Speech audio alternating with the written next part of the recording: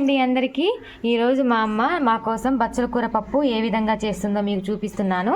మాకు చిన్నప్పుడైతే చాలా కమ్మగా వండి పెట్టేది బచ్చల కూర పప్పు, నా ఫేవరెట్ కూడా. సో ఈరోజు అయితే మా మమ్మీ ఇది చేస్తుంది, నేను చూపిస్తున్నాను. నా ఛానల్ని మీరు ఫస్ట్ టైం చేస్తే మాత్రం సబ్స్క్రైబ్ చేసుకోవడం మర్చిపోవద్దు. ఫస్ట్ అయితే కందిపప్పులో కొంచెం వాటర్ వేసేసి కొంచెం సాల్ట్ వేసేసి గ్యాస్లో పెట్టేసింది. అది ఉడికిన తర్వాత మళ్ళీ ప్రాసెస్ ఏంటో చూద్దాం మనం. సో పప్పు అయితే ఉడికిందా మమ్మీ? ఇప్పుడు బచ్చల కూర వేస్తుంది మా అమ్మ. ఇది మా ఇంట్లోనే కాచింది బచ్చల కూర. మాకు పక్కన కొంచెం ప్లేస్ ఉంటే ఆ ప్లేస్లో కాచింది. ఆర్గానిక్ బచ్చల కూర అనమాట. ఇప్పుడు ఏం వేస్తుంది? ఓకే, కారం ఎంత? కొంచెం వేస్తాం మమ్మీ కారం. ఓకే, నెక్స్ట్ ఏంటి? చింతపండు వేస్తాను.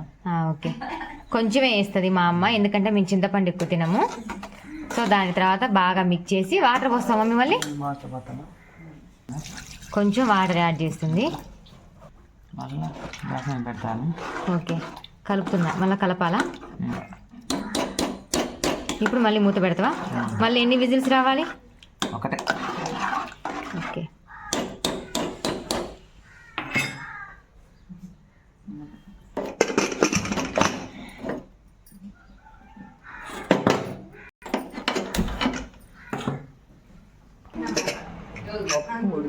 ఉడికిందా?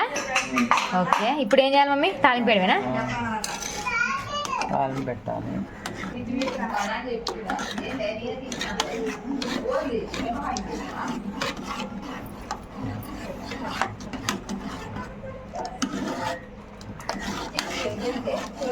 ఏం చేస్తున్నావే?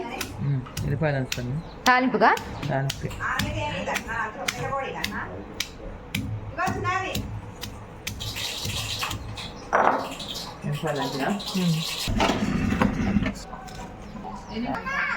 సో తాలింపుకి అయితే ఆయిల్ పోసేసింది. ఓకే, ఎండు మిరపకాయలు.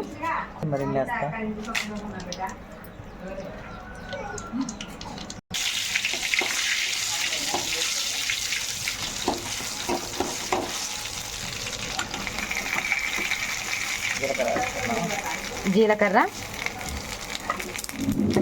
ఆవాలు,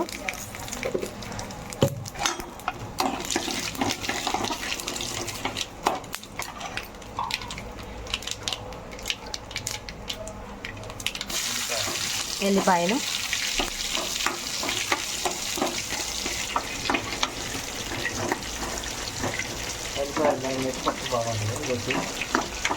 ఓకే. ఎల్లిపాయలు చాలా వేస్తే పప్పు చాలా టేస్టీగా ఉంటుందంట.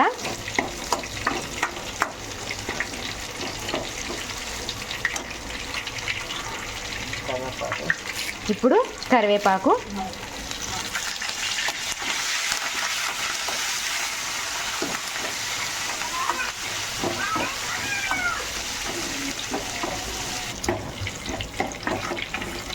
కొంచెం మగ్గనియాలి ఎల్లిపాయలు.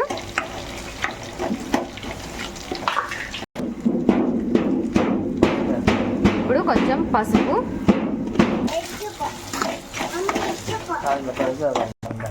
సో ఫైనల్గా పప్పుని అందులో పోసేస్తుంది.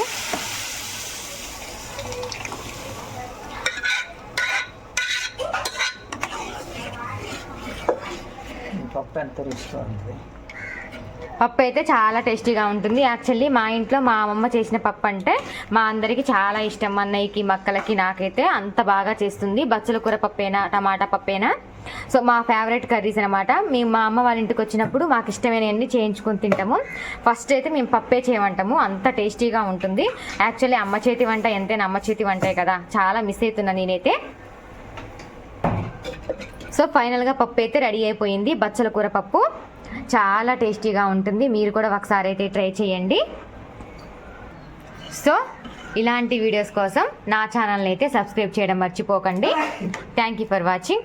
Bye bye.